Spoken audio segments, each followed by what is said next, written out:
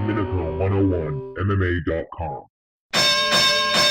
Hi, this is Steve Domenico from Domenico101mma, and today we have Peter Barrett, who just fought at CES MMA 39 at Plymouth Memorial Hall on November 4th. And he had a great showing. He's TKO'd Jeremy Davis, who was 3-0, up-and-coming professional fighter.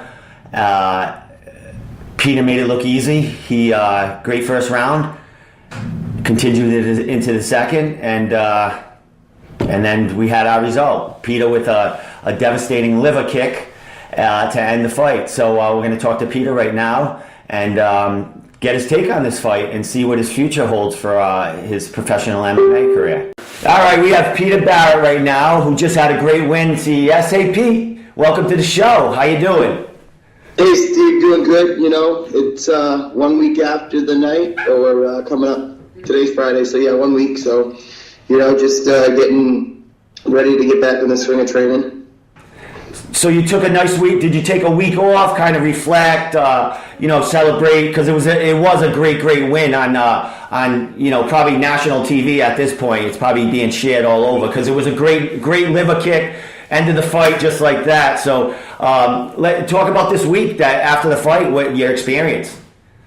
Yeah, I mean, the week after fighting normally turns into catching up at work and everything that I kind of brushed off to the side while I was getting ready for the fight. So the week after fighting is usually pretty hectic in the office, but everything's settling back into place now. And, I think about the fight every day. I've watched bits and pieces. I have yet to watch it in its entirety. Of course, I'm super critical of myself, but can't take anything away from the awesome finish that the liver kick was. Yeah, it was. I mean, and just not the liver kick. That whole first round. Jeremy Davis. He's a very good professional fighter, and he's got a lot of speed on him. What I noticed is you're a big. Well, you fight at featherweight. Was that a 150 pound fight or 145? Yeah, it was originally supposed to be 145. I got a bacterial infection, ended up taking prednisone for a week, and it packed on some pounds, so we fought at 150. Oh, well, that's cool. But what I noticed is you're a big kid, big 145, fighting at 145. And your speed and everything. I mean, Jeremy, he's a fast dude. But what I saw is you just wore that kid down. You know what I mean? You just kept the pressure on him. Your Muay Thai, and when you came to grappling and, on the ground, you're in command basically the whole fight, so it was fun to watch. So take us back to that. It's that first round. Like, how are you feeling going into the? What did you know about Jeremy going into that fight, and talk us into that fight a little bit? Yeah, sure. So I know he's a tough kid. I knew he had hands. I hadn't really seen too much of his grappling or any groundwork in any of his previous fights, and my manager Tyson, when he got to the fights on Friday night, he said, I spent some time watching his fights. He goes, why don't you just go take him down and smother him? He goes, I don't have a problem with that. He goes, I think you definitely got him on your feet, and you can really do some damage to him if you get him to the ground. So in the few opportunities when I did get to pick him up and slam him, I wasn't uncomfortable. I was very at home. I train under very high level black belts. I have a purple belt myself. I'm in my gi a couple times a week. I'm doing no-gi jiu-jitsu all the time. It's just something that hasn't really had an opportunity to come out in any of my fights yet, because quite frankly, I like to punch people and kick people, and Jeremy's hands were a little faster than I expected, so going to the ground wasn't the worst decision. But it was really the leg kicks that were able to keep him at bay, or not the leg kicks, but the liver kicks, because from what I remember, I had landed a few in the first round and kind of really started seeing him favoring his right side. And then, in between rounds, you talk to your corners, and I happen to look out at the cage to my left, and I see Chip Marazda Pillard sitting there, and he looks at me and goes, break his fucking arm. And I was like, all right, the kicks are there. Let's just start throwing them. Yeah. And I kind of just, I didn't think he was going to knock me out, so I wasn't really too concerned about him hitting me. He does hit hard. He did hit hard. but I knew my kicks were going to finish the fight. Yeah, and what Chip said, what did he break the arm? Get that arm out of there so you can just get to that body. I mean, you were pretty relentless on the kid. You didn't let him rest. Like you said, you're good in everywhere, and you wanted to show your Muay Thai skills, but you did a lot. And then your grappling, you looked amazing on the ground. Like you were just in control. You were very relaxed, and you just waited for opportunity. It looked like you were actually having fun with them on the ground. You know what I mean? It wasn't, you had it in total control. So you kind of dictated that whole fight. I really enjoyed it. I recorded a few pieces of it. But as far as the crowd, you are a big crowd pleaser. You got a big fan base there in Plymouth Memorial Hall, the Plymouth area. You're from Massachusetts, correct? Yes, I'm born and raised in Abington. Yeah, so you're well known around the area. So it just brought so much more to the fight, and I'm sure to your adrenaline rush and just the fun you were having. So how'd you feel actually fighting, like in your mind, like with the crowd behind you and being on your home turf?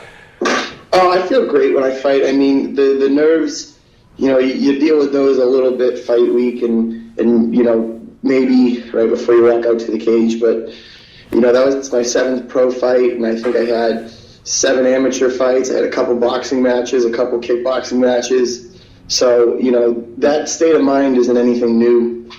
It's not uncharted territory. So I'm very comfortable in that state of mind that you need to be in when you fight. And the crowd base, I mean, having the crowd in Plymouth is awesome. I love fighting in Plymouth. It's probably one of the coolest venues out there that you can fight in that's left.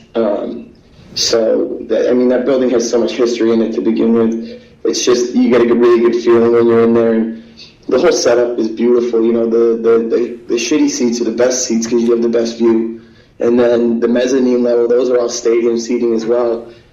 So wherever anybody is, they've got a good view of the fight, and you kind of just feed on that energy.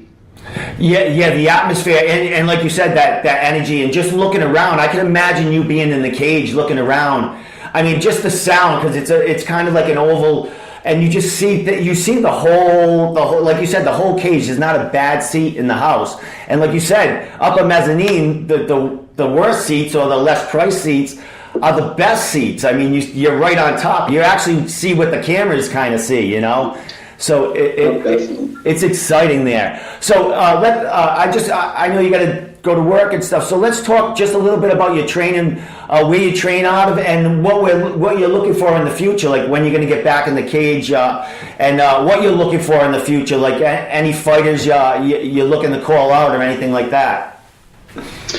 Yeah, so I mean, I get all my training done at Sit-Yat-Tong in Somerville, and then Junico in Hanover.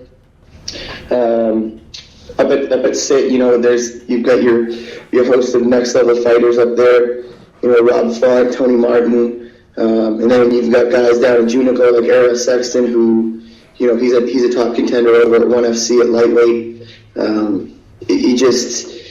The teamwork really shows when you've got a good camp and you're training good guys, and it's not like, we got a bunch of superstars in the room. It's a bunch of guys that care about how everybody else is doing. Everybody contributes to everyone's camp. Everybody's trying to help somebody work on something. It's not just a bunch of high-level guys trying to knock each other out. It's a team. We care about each other. We're invested in each other's success.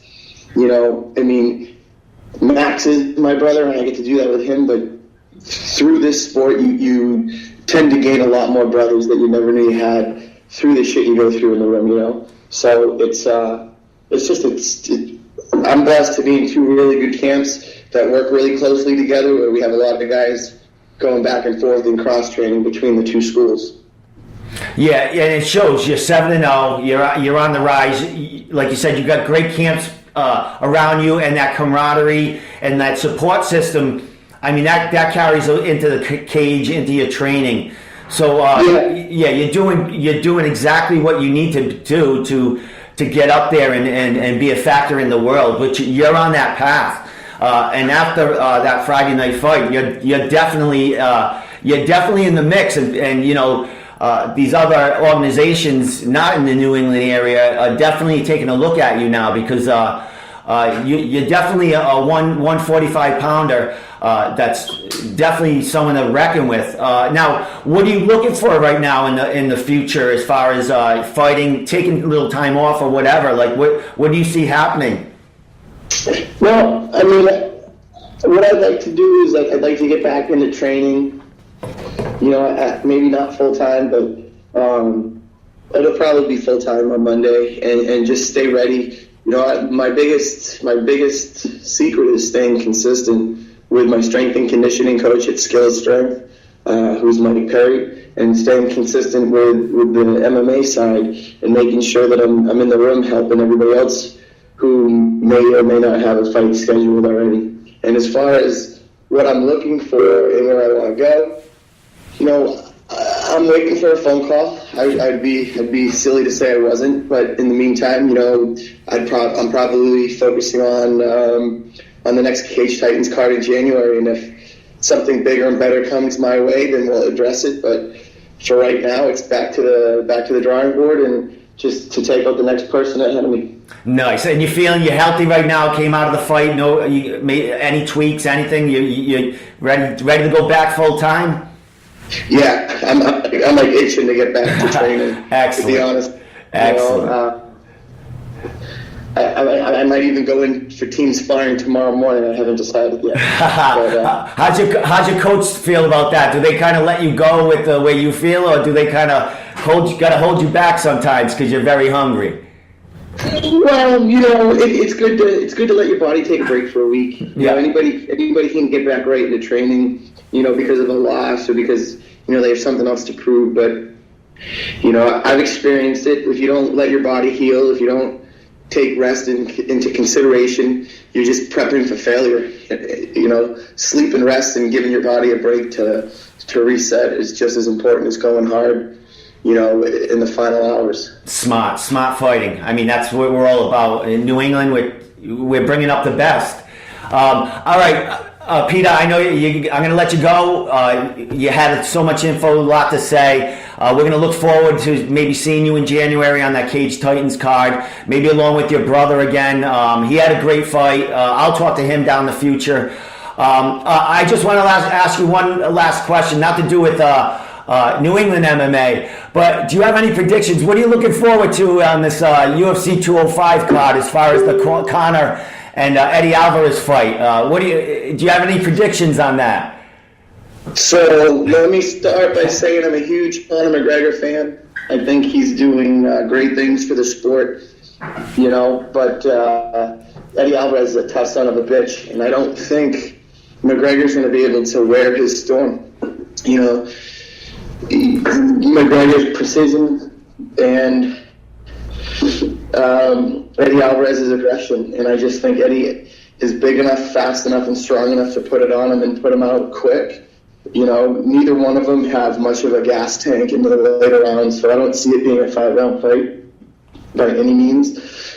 But, you know, if Eddie can get in there, dig him up with his hands and take him down, I see the fight going really one-sided. But, you know, Conor McGregor has shocked everybody in the past with every other victory he's had, so maybe he's been training, you know, to elude and stay on the outside and pick away at his chin because, you know, Eddie doesn't have the best chin. He's been dropped in all of his best fights, but he's still come back to win, you know. So I think it's going to be one of the most exciting fights of the year regardless. And that's what makes it, like, we don't know what's going to happen when that cage closes. I mean, it can go, like you said, either way, and we're just looking forward to it. So, Peter, I mean, go ahead. If I had to put my money on it, I would put my money on Eddie Alvarez. Yeah, I love them both. You know, I like Eddie a little bit, you know, a little better because his grit. I like that kind of grit fighter. But you can't take anything away from Conor. He's proven he's done everything that he said he's going to do. So I can't wait to see it. And Peter, thank you for Peter Barrett. Thank you so much for coming on. We're gonna, you know, follow you in the future. I'll be posting a lot of your up and coming stuff. Thanks for coming on, and I'll definitely see you around the area in one of these camps that I'm going to be visiting, and we'll talk in person again. But thank you so much. Thanks so much, and nothing but the best for you. You're definitely going up there, and they're looking at you right now. So stay ready, because I think a phone call is coming your way pretty soon. Oh, hopefully, and thank you. You have the best. Wish you the best as well. All right, my friend. You take care, and thanks for coming on. Absolutely. Have a good one. Be good.